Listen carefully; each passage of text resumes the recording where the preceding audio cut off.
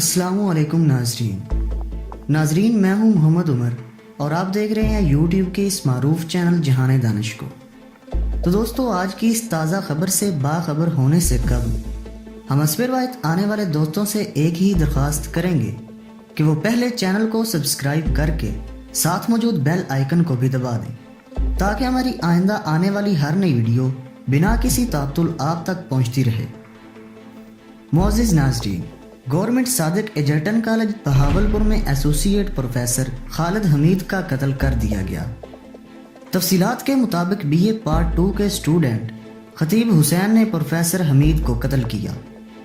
कत्ल के फौरन बाद मुतलका थाने से पुलिस अफसरान ने मुलजिम खतीब हुसैन को अपनी हिरासत में ले लिया।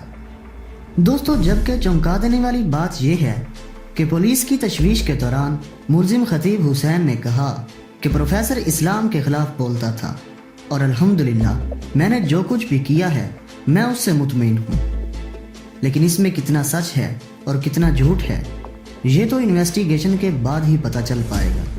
जबकि मजीद मुलजिम ने अपने बयान में बिला झिझक ये भी कहा है कि मैंने प्रोफेसर को छुरी से कत्ल किया और मैं इस काम से बखूबी बाखबर और मुतमईन हूँ। और जब पुलिस ने कहा कि इधर किसी मुतलका इदारे में भी बता सकते थे, लेकिन तुमने ऐसा क्यों ना किया और कानून को अपने हाथ में क्यों ले लिया, जिस पर मुलजिम ने कहा कि कौन सा कानून, यहाँ तो कोई कानून नहीं है, यहाँ तो गुस्ताखों को रिहा किया जाता है।